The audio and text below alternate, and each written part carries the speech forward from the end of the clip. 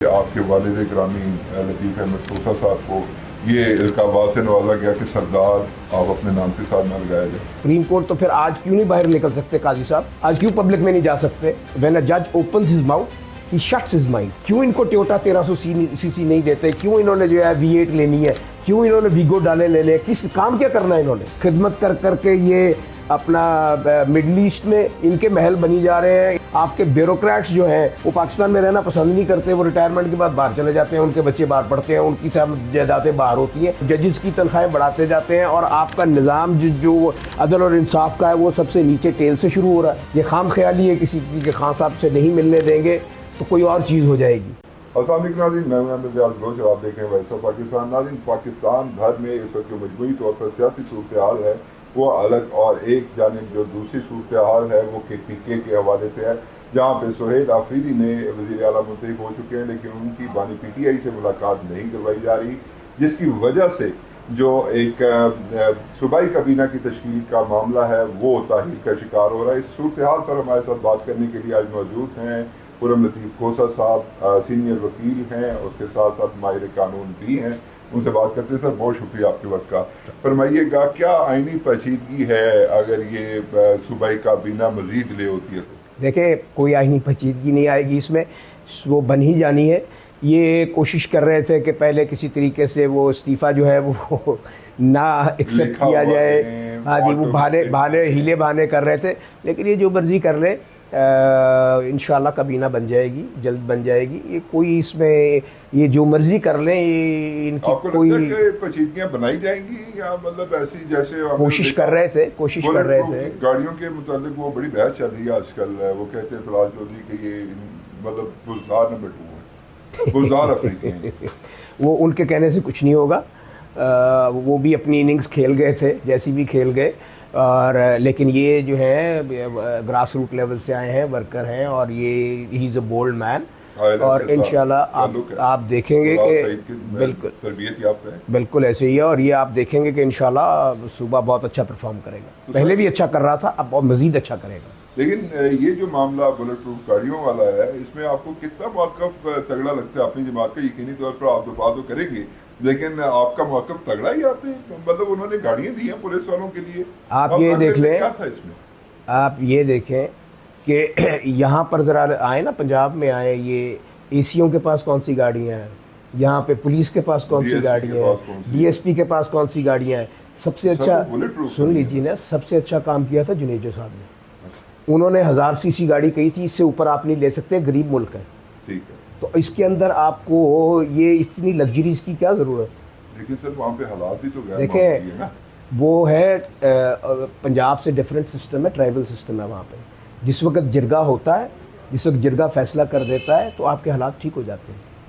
तो वो हालात वहाँ रिट खुद ब खुद कायम हो जाती है। आपने 1000 सीसी गाड़ियों की बात की, जो हाल ही में आज़ाद कश्मीर में एहतजाज हुआ, उसमें भी एक ये मामला डिस्कस हुआ कि अब जो वज़रा हैं या जो MPs हैं वो 1300 सीसी से ऊपर नहीं जाएंगे। देखें, एक गरीब मुल्क है ना, आप बात करते हैं कि आप इसको कभी कहते हैं कि जी हम एशिया में सबसे ऊपर ले जाएंगे, कभी कहते हैं आपकी बूमिंग इकॉनमी है, कभी जितना आपका ये वेस्ट हो रहा है पैसा इन चीज़ों के अंदर।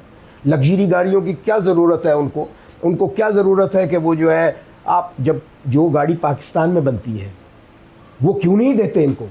क्यों इनको टोयोटा 1300 सीसी नहीं देते? क्यों इन्होंने जो है V8 लेनी है? क्यों इन्होंने वीगो डाले लेने हैं? किस काम क्या करना है इन्होंने? आप ये देखिए कि जितना बजट वेस्ट हो रहा है, आवाम की कौन खिदमत कर रहा है? बहुत खिदमत कर रहे हैं आवाम की। ये खिदमत कर कर के लंदन में, खिदमत कर कर के ये अपना मिडल ईस्ट में इनके महल बनी जा रहे हैं। इनके जो है आपके ब्यूरोक्रेट्स जो हैं वो पाकिस्तान में रहना पसंद नहीं करते, वो रिटायरमेंट के बाद बाहर चले जाते हैं, उनके बच्चे बाहर पढ़ते हैं, उनकी सब जायदादें बाहर होती हैं। ये तो अभी आपके एक मिनिस्टर साहब ने ही कहा ना, मैं तो नहीं कह रहा, उन्होंने खुद अपने मुंह से कहा कि जनाब वो देखे जी इतना अरब रुपया फलां ले गए, फलां ले गए, फलां ले गए, बाहर ले गए। उनकी बंदे कह रहे हैं।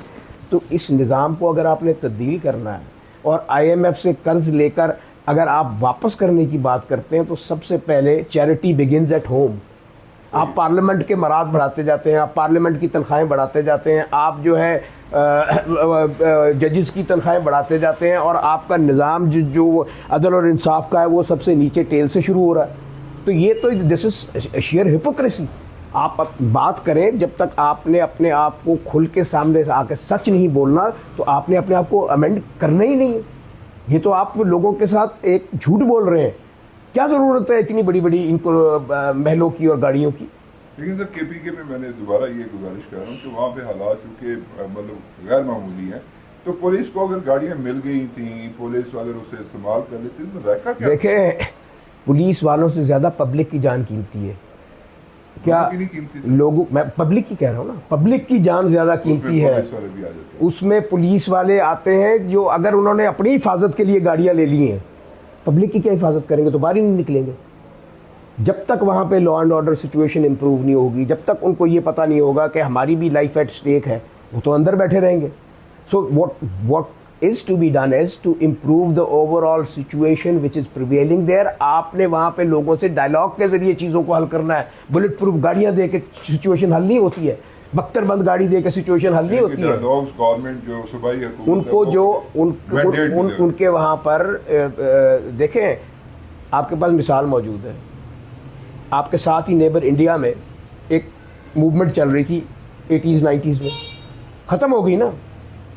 उसके बाद आपने कभी देखा कि वहाँ पे हाँ कभी किसान निकल आता है, कभी और चीज़ हो जाती है, लेकिन उन्होंने उसको एक तरीके से पॉलिटिकल जो चीज़ होती है, सियासी चीज़ों को सियासी तरीके से हल किया जाता है। कोई आपके घर में कैसे घुसेगा? कहीं किसी को लोकल ग्रीवियंस होगा तो वो कहीं स्पेस देगा ना, मगर ना कहाँ से घुस सकते हैं लोग? नहीं घुस सकते। अच्छा सर, मैंने 26वीं आईनी तरमीम के हवाले से बात करनी है आपसे, लेकिन पहले ये फरमा दीजिएगा कि क्या केपीके के वज़ीर आला जिन्हें 92 लोगों ने मुंतखब किया, 92 MPs ने, उनके पास ये मैंडेट नहीं कि वो हासिल कर सकें? कानूनी पेचीदगी क्या? ये एक प्रोविंस के एक सवाल है जो माजी में भी उसका जवाब फिर तारीख ने दिया। जब आप पॉपुलर लीडर्स को या उनके मैंडेट को या उनके नॉमिनीज़ को जुदा करने की कोशिश करते हैं तो वो उससे ज़्यादा ज़ोर से जुड़ते हैं उनके साथ। ये खाम ख्याली है किसी की कि खान साहब से नहीं मिलने देंगे तो कोई और चीज़ हो जाएगी। सूनर और लेटर इनको मिलाना पड़ेगा। वो अब कानूनी पेचीदगी आज कर दे, कोई भी नहीं। आप माहिर कानून, कोई भी नहीं। एक चीफ एग्जीक्यूटिव सूबे का मिल सकता है, वो चाहे वो कैद में हो, मिल सकता है, बिल्कुल मिल सकता है।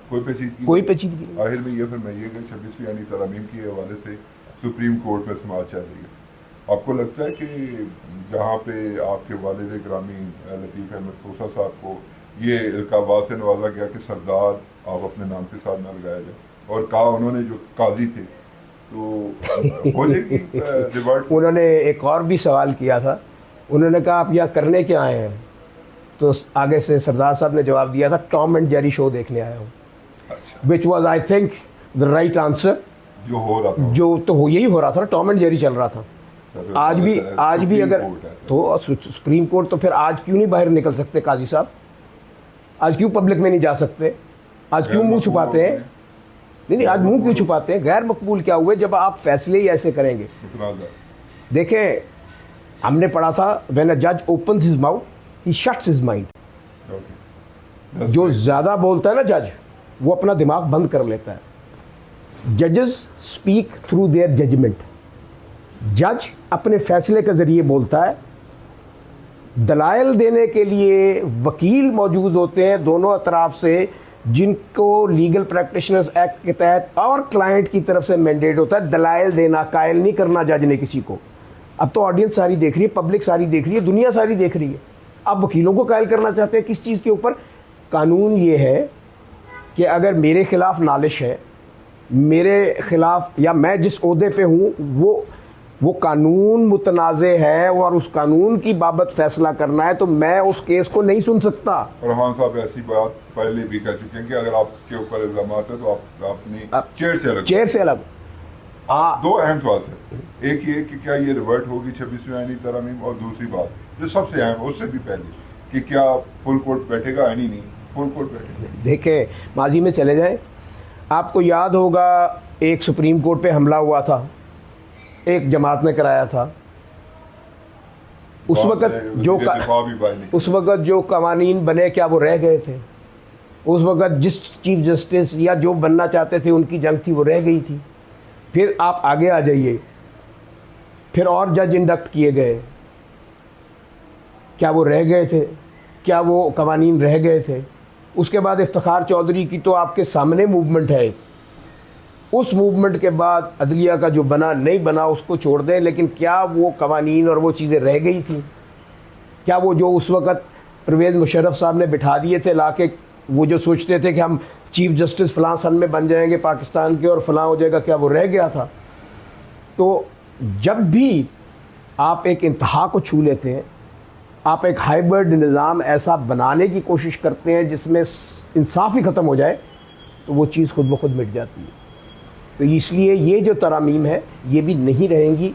खाम ख्याली है उन लोगों की जो ये सोचते हैं कि हम ये तरामीम करके सर्वाइव कर जाएंगे। भाई ये ज़िंदा जीते जागते एहसास रखते हुए लोगों का मुल्क है, जिन्होंने आमरों को नहीं रहने दिया, डिक्टेटर्स को नहीं रहने दिया।